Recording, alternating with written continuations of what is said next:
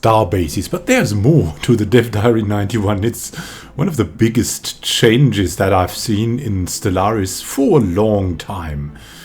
First, it's based on Cherryh. That's the update name.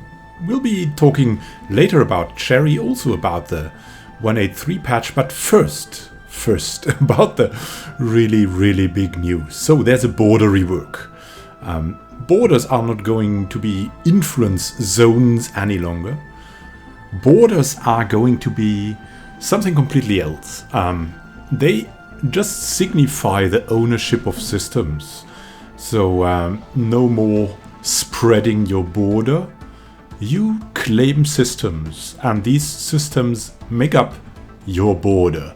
And if the borders clash, like if you have neighboring systems to opposing empires, that will give some border frictions, but nothing else anymore. Not the pressure to systems that are far away, and only because you took that border expansion ascension peak. That is going to fall off. It's going to go away. All of these border range plus % is going to disappear. It's just like that. And what is the borders now based on? It's based on the owner of the Starbase in said system. Now, Starbases, that's the next thing. Starbases can be from tiny, from the normal frontier outpost, just claiming the system, making it yours, making the planets there yours, making the maybe some primitives there effectively yours to access only, to giant starports that can be defensive fortresses or giant shipbuilding efforts, citadels, all kinds of things like that. And they are indestructible. They can, from the moment these systems are claimed, they can change ownership. You yourself, if you look at that, you yourself cannot even destroy them. And they will be needing influence to get built. And but not to get upgraded. Just a basic influence, but not like to hold them. It doesn't cost influence. It's just the first build that you have to pay some influence for it. But that can be massive. So there are going to be changes for the influence system too. So you can see here you have modules for the starport. Then you have the starhold, which is the defensive system. And the buildings. Starbase, defenses, shipyard. So you can expand the shipyard there. You can expand defenses, you can expand the starbase. But you only have 5 starbase points at the moment as a maximum. So the rest will be frontier outposts. They won't be able to defend themselves. You have to defend them via a big fleet. The starbases, not so much. You would probably place them in your home system and in frontier systems. So the starbases are very important. As starbases now determine system ownership, it will no longer be possible to colonize or invade primitives outside your borders in the Cherryh update. But if a system contains a colony and no starbase, it will still count as being inside the borders of the colony's owner. There it is. So these restrictions are moddable. So you can kind of claim with a colony, but only, like, I think if the frontier outpost gets taken over, you still don't lose it instantly. So there's still a war goals system, and not just a change of ownership when you take over the frontier outpost or something like that. So starbase construction. You start with a starbase already constructed around your home star. So to expand, as I said, you build outposts. That is a level 0 starbase. Only basic defenses. Cannot support any buildings or modules. Does not count towards your maximum starbase capacity. And building it costs influence. So, and as this influence is more costly for claiming space than before, even though the starbases do not have influence upkeep, there will be significant balance changes to Empire influence generation in the Cherryh update, so the whole game is gonna change again. I mean, if you know the author Cherryh, she has been renowned for great world building efforts, and that's what we're doing here. Like, we're building the whole Stellaris world anew. Here's a construction ship, so you need a construction ship to build a starbase. So it's a vulnerable construction, you cannot just construct it from itself. So, Empire home systems, that is the second change, or one of the other changes, will now start surveyed, or mostly surveyed, with only a slightly randomized amount of resources and mining research stations for some of those resources already in place. Like, that is also a balance thing. You could, before, like now, you could be very lucky. You could have a ton of resources in your home system and you would like just claim them and wait for a while, and you'd never get the event that you get when you expand out of your home system for the first couple of years and have a comfortable fleet. Or you could have nothing at all and you would have to confront that nasty event with the pirates very early on because you wanted to expand. So this should also help make player starts a little less random. Otherwise, like, it's like Civilization now, where you get like a guaranteed number of resources somehow. Like, you get, I don't know, 2 things boosting your tiles, 2 things boosting your luxury or production or something like that. I don't know how it's at the moment, but this is what it was, and this is how it now looks. This is probably the Earth system here with Mars and Vesta and Saturn. And you see some of the bases are already in place. Some can be claimed, like Mars, like Vesta, I believe. I don't see it clearly. Saturn also has a research station already in place. So another thing we've been wary about. Outposts for each system should not feel like adding tedium. So you're building them over and over and over again. So, which systems you choose to spend your limited influence on is an extremely important choice now. So it's more about choice instead of spamming, which is good. Various tweaks and interface improvements we are making to ease up the process of developing your systems. We're confident that the tedium will not be the case. So, this is a chance. Right now, if you're starting on a huge map, in about 50 years, nearly, if you have all of the AIs enabled, or even half of them, nearly the whole galaxy is claimed. This is a chance to get unclaimed systems for a significant part of the game, so preserve that notion of the giant galaxy, that feeling of being able to still explore, expand, and still getting that expansion game on, instead of it being like only the first few years and then not any longer. So you can go wider and wider, and it will be quite a stretch then. It will be costly, but you can go that way. So now about the upgrades of the starbases and the capacity. 5 levels of starbases. Outpost, basic outpost, only to claim a system. No energy maintenance, no starbase capacity using up and cannot support buildings or modules. Will not show up in the outline or galaxy map, not meant to be interacted with at all unless it is to upgrade the outpost to a starport. Then, like that, is the first level, outpost to starport. First level of upgraded starbase, available at the start of the game, supports 2 modules and 1 building. Like these are the modules. You can see you can build ships there probably, because these are shipbuilding modules. This is a defense module. It's like your basic starport, and it's also called the starport. Then you have the starhold. So upgrading the starport leads to the starhold. Second level of upgraded starbase unlocked through tech and supports 4 modules, 2 buildings.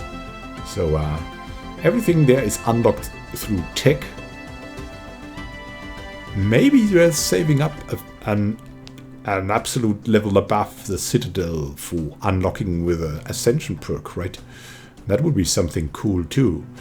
So, 4 modules, 2 buildings, 6 modules, 3 buildings, and the last one, 6 modules and 4 buildings. So it's not always growing. The last level is, the final level is probably very tough, but doesn't have much more room.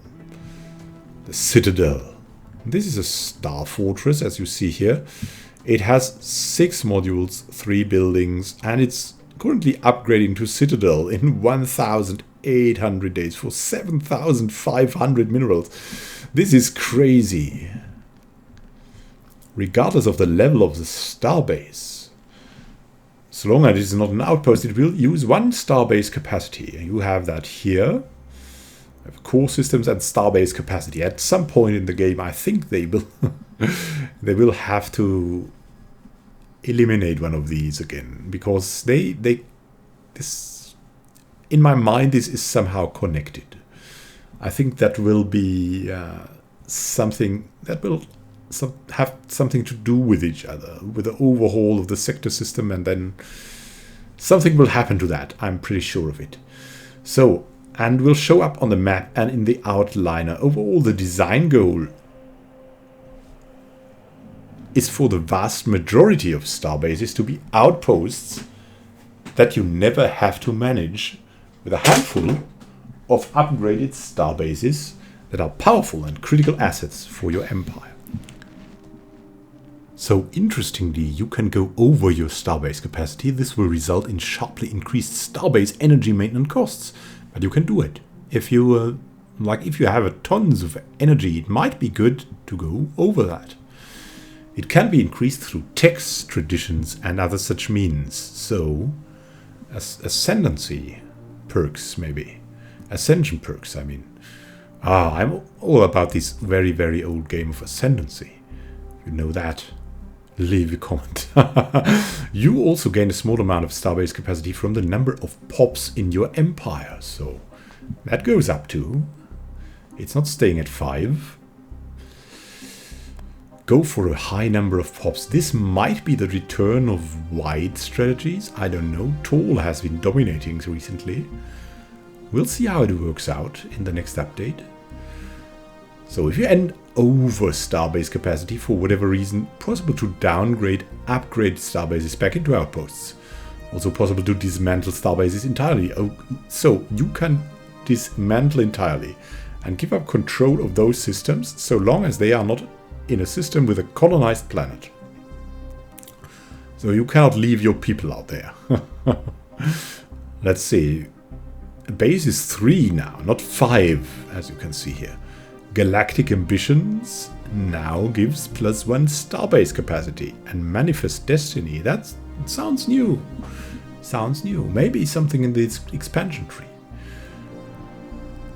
So you can downgrade, as you can see here, or not, if you say no. Then we have spaceports and ship constructions. So the starbases replace the spaceports. Spaceports still exist, but are no longer separate stations, but rather an integrated part of the planet. Can only build civilian ships. To build military ships, you will need a starbase with at least 1 shipyard module. More on that below. Starbases also replace spaceports and planets, in that they are now the primary place To repair, upgrade dock and rally ships, though civilian ships are also able to repair at planets. So which means if you're going for war, this will be in your border systems, these starbases. Or you could distribute them in case of a defensive war. So it depends on what you're going for, that makes or breaks your starbase strategy. I'd probably distribute them somehow. But you might have some edge of the galaxy where you think like no one's ever going to attack in that edge, and more will be going to attack like on the further into a ring world galaxy or something like that, or a spiral. As you can see here, integrated into Earth. Construction ship is no extra building there, no extra spaceport building. Compare that to the fortress, where you build the military ships and where you can have modifier effects. So you have also modules and buildings. So what is the difference? All non-outpost starbases can support modules and buildings. Some are available from the start of the game, others are unlocked by tech. Some modules and buildings are only available in certain systems, trading hubs. That sounds pretty cool. Can only be constructed in colonized systems. What does a trading hub do? Probably give you energy, right? Modules' fundamental external components of the starbase determine its actual role. So will it be a shipyard? Will it be something else? Module choices include trading hubs, improving the economy, anchorages for naval capacity, shipyards for building ships though, and different kinds of defensive modules. Wiz had a post there on Twitter giving you like a 62k defensive star base. I think that was it. So at least late mid-game, that can stop a lot of fleets still. Such as gun turrets, strikecraft hangar bays that improve the starbase's combatability. No restrictions on the number of modules you can have of a certain type, besides the actual restriction on module slots itself. This means that you can have a starbase entirely dedicated to shipyards, capable up to building 6 ships in parallel, which is very, very practical. You don't have to click like 17 different planets to build ships now. Oh, modules will also change the graphical appearance of the starbase, which is, I think, pretty cool, because that makes you feel you have an influence also on the feeling, like on the looks. So dedicated shipyard will look different from a massive defensive-oriented fortress, bringing with dozens of gun turrets, which also means if you cannot scan them, you can at least through your eyes see what could be in there. Rough thing if you're going for a starbase from your opponent. This is one of the first things that opens up some kind of spying, maybe. So we have a shipyard. Each shipyard may simultaneously build one ship, and also shipyard capacity increase. Buildings, on the other hand, represent eternal structures inside the starbase proper and typically work to enhance modules or provide a global buff to the starbase or a system as a whole. Observatory would comes to mind. Building choices include the off-world trading company that increases the effectiveness of all trading hub modules, and the listening post that massively improves the starbase's sensor range. You cannot have multiples of the same building on the same starbase. So, and we can see here the Naval Logistics Office, 1 naval capacity, warp fluctuator, disruption field, command center, communication jammer, and a freaking update. So, defenses. That is a good example for that thing to be transformed by something that you build on it, right? Here, that's the defense. That looks awesome. One of the fundamental problems with military stations in the live version is that they simply do not have enough firepower. Yeah, and they also don't have enough hit points. It's like they are good up to the mid-game, but only the biggest version of them, and then it's... whatever. So, even with impressive hit points and shields, stationed with at most a dozen or so guns simply cannot match the firepower of a whole fleet, or even a part of the fleet in mid-game. Another issue is the ability to build multiple defense stations in the same system, meaning that no single station can be strong enough to match a fleet, as otherwise a system with several such stations will be effectively invulnerable. I, for one, would find it amusing. Effectively invulnerable isn't possible with a big enough fleet, but it could be pretty cool. Still, this is a design decision, and of course it's acceptable, of course. You don't want a Maginot Line in space, and this serves to secure that. For this reason, we decided to consolidate all system defenses into the Starbase mechanics, but not into a single station. Starbases come with a basic array of armaments and utilities, gun, missile turrets, shields, armor, with the exact number of weapons based on the level of the starbase. These are automatically kept up to date with technological advances, so your starbases won't be fielding red lasers and basic deflectors when facing fleets armed with tachyon lances. Well, you could upgrade them, but there should have been, and that is right, there should have been something with like automatic upgrade. Even though that has problems in itself with the different weapon systems. Maybe you want tachyon lances on the one and maybe you want missiles on the other. Might be a choice. Like if you're confronting one empire with a certain ship build, you might want that build. On the other empire, you want like the missiles because they don't have point defense or something. So additionally, starbases have ability to construct defense platforms to protect them. They will form a kind of a fleet around the starbase, supporting it with their own weapons, giving starbase the firepower needed to engage entire fleets. Amount of defense platforms a starbase can support may depend on factors such as starbase size and module, buildings, technologies, policies, and so on. Exact details here are still being worked on.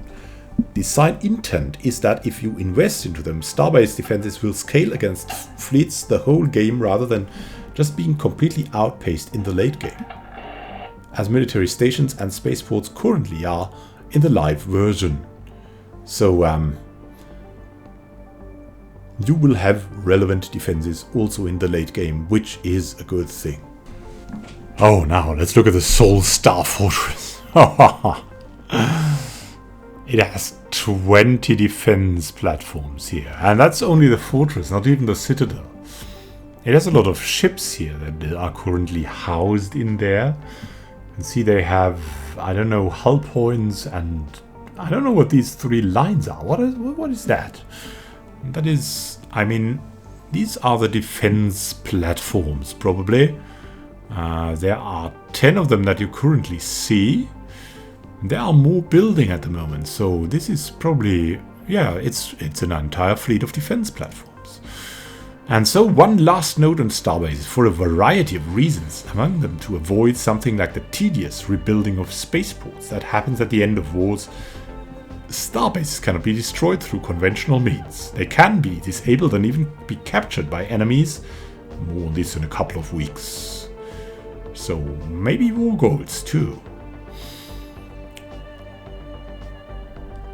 Pretty cool, eh? Wow, I'm really waiting for the next dev diary from this moment on. What do you think? Will we recreate like Babylon 5 DS9? What more Starbase series do you know? What more Starbase science fiction topics do you know? Ooh, and like. So now we're shortly going into patch 1.83, that is 1.8 1.8.3 that is being released that was being released yesterday, the patch notes. And then we are going to look, who is this Cherryh of the probably 1.9 or 2.0 update. So let's continue. Happy to have you on board. So what do you know? Patch 1.8.3 has been finally released. There's a changelog. So it's a very small patch. 1.8.3 beta is out for a bit, seems to be okay, and fixed being able to give orders to fleets you did not own. In some cases you could steer dragons with that. That was one of the problems. Fixed nanite assemblers tech not being available to machine empires due to disabling positronic AI for them, which was a problem in one of my own games, and I activated 1.8.3 beta, and whoops, I could research nanite assemblers. So it was instantly fixed. Then fixed busted tooltip for Purifier, Swarm and Exterminators. Tooltips are now displaying the right thing. Fixed Devouring Swarm opinion penalty being broken, which led to Devouring Swarms going into alliances and kind of flirting with the whole galaxy, which was a little bit strange, right? Yeah, you know, we have this ally and he wants to devour the whole galaxy, but it's okay. It's okay. It's only our neighbors he's eating. And no, he won't totally come for us after that. Then fixed empires with all evolutionary mastery being unable to de-assimilate hive mind pops. Yeah, that is one of the really good things about evolutionary mastery, and de-assimilating hive mind pops, integrating them into the empire. A pretty cool thing, so good they fixed that. And fixed the Void Kampf achievement not being able to fire due to a missing event. Please tell me, what is the Void Kampf achievement? It seems like the void, and Kampf is German for fight. I don't know. So that said, 1.9.3 is out, fixes some things, and it was a hot fix. All good. Now let's look at the author, Cherryh, still good and kicking at 75 years now.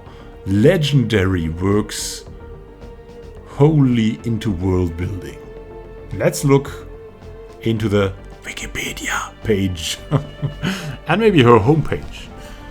Who is Carolyn Janice Cherryh, and why does she have such a weird name? Because her agent thought Cherryh looks like a romance writer. So they added the age, so it would be something special. CJ were used, like the initials CJ were used to disguise the fact that she was female at a time when almost all science fiction authors were male. So there we go. She is even an asteroid named after her, and she's 75 now, so she has had a long and productive life. So began writing stories at the age of 10 and never stopped. Breakthrough in 1975 and writing until today, as we'll see from her blog. She even has like little progress bars and of how many words are written from the books she's currently making, and even going over the progress bars, like 136,000 words out of 120,000. So that is that. Her brother's even a science fiction and fantasy artist, so it's a family tradition. She has a writing style that is seems to be. I haven't read much from her, and I don't really remember it because it was long ago. I'll probably go into reading that again, like I did with Banks, with the Banks patch. It sounds awesome to get that in again. Very tight limited third person, which means she'll choose the perspective, the viewpoint of the character. And so if a character goes through an environment that he or she knows, she will only describe the things that are unusual at that certain day. Like if you go through like your home street or something, you won't notice anything except the extraordinary. Except like if there's always like a big firefighter vehicle standing there, someone unknown to the area would like totally look at it and describe it, but you won't, because it's always standing there. It's just because there's like some firefighters nearby, but they don't have good parking or something, and that won't be described in her writing style. But on the other hand, if it wouldn't be there, that would be described in her writing style. So can resemble a stream of consciousness narrative. And what does that mean for Stellaris? I have no clue. But if a starship captain arrives at a space station, that is what we want to go for. So, world building. What does she want to look at? She wants to make worlds in... Like she wants to describe the whole culture of alien races, physical environment, location and nature of their dwellings, relationship between those dwellings, the spatial relationships, which goes to our borders. Then the species diet, methods of obtaining and consuming food, cultural practices regarding the preparations of meals and eating. And that has me like looking if there's something culture-ish coming. I don't know. And the processes which the aliens use to share knowledge. Do they like share their minds as the Vulcans do? Do they write letters like humans would, or SMS, or I don't know, WhatsApp or Facebook? Is that sharing knowledge? I think that's only sharing like emotions or something like that. Then customs and ideas regarding death, dying, the treatment of the race's dead, and the afterlife, if any, is believed to be there. And metaphysical issues related to self-definition and the aliens' concept of the universe they inhabit. That goes into the notion of hive minds, like individuals, authoritarianism, individualism, and things like that. So interesting things about her is she has had a lot of honors and prizes, probably for good reason, for a lot of novels here and short stories and everything like that. And she's in some organizations, probably most interesting, the Swordsman and Sorcerers Guild of America. A member. I'm a little bit afraid of her. The National Space Society, on the board of advisors even, and the Endangered Language Fund. So it could be also going into languages, I don't know. So let's have a further look at her homepage. That is a little bit outdated, and her interesting blog. Just if you want to stay with me, just looking at that and speculating what it could be.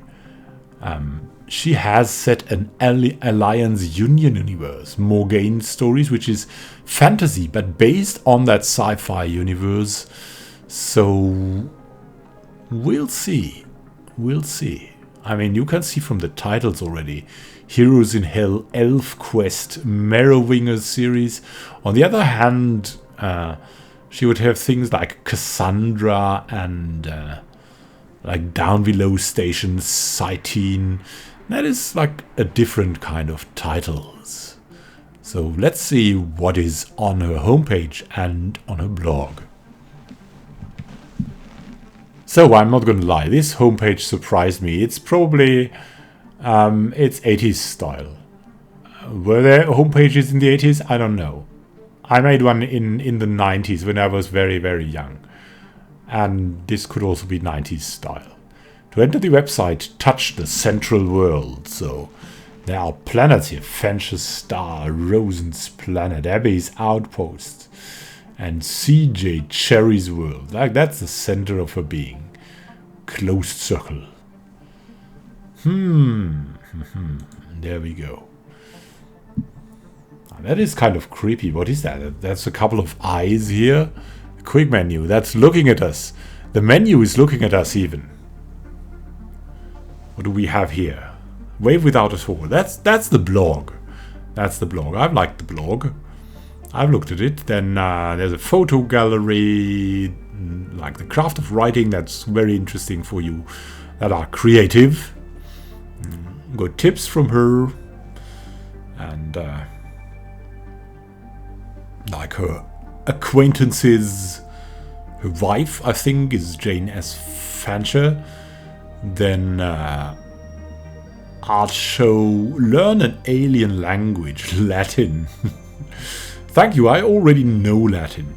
So, genealogy, she has a lot of hobbies, so she's many things. That is also something that she would find great. Let's look into the essentials so we can see what she finds great. Robert E. Howard, Conan. I love that. Caves of Steel, Isaac Asimov. Really cool. Does she have... Oh, Lord of the Rings. Yes, of course. Robert Heinlein. Paul Anderson. Yeah, that's like the sci-fi things going on. And there's only one thing missing for me. Lovecraft. Lovecraft. We need Lovecraft here. Come on.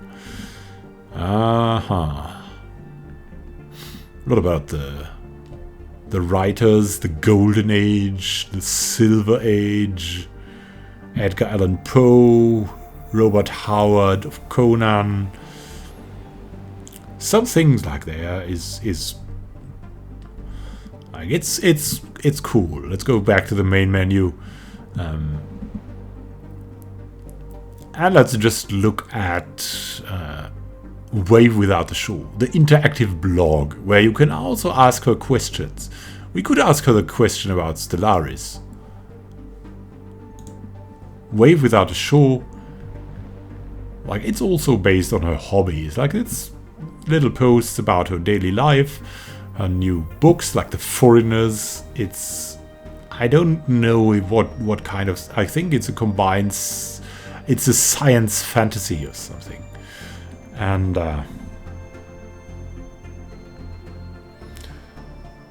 there we go. Alliance Rising seems to be finished. Alliance Union history. And that's her projects. She shares and makes openly available. Resurgence, some work she's currently working on. So, pretty cool, and she has some fish, like probably these fish here, and all kinds of things like that. So she's a busy woman, and she writes a lot. She writes a lot. And probably would be interesting to look into the Foreigner books and the Alliance Union. That seems like something spacey for me. Alliance Union history. So, thank you for coming with me on this great travel also into the Cherryh age, and what could be changed there in Stellaris. We'll see what comes out of it. Will Stellaris become a fish pond? We don't know. Probably not, but some fish-based creatures would also be awesome. Fish and probably stone-based would be something that I would appreciate in the portraits section. So thank you for watching. Happy gaming to you. If you like this and want more Stellaris news on a regular basis, just subscribe to stay in contact. And otherwise, have a good time. Until next time, happy gaming to you.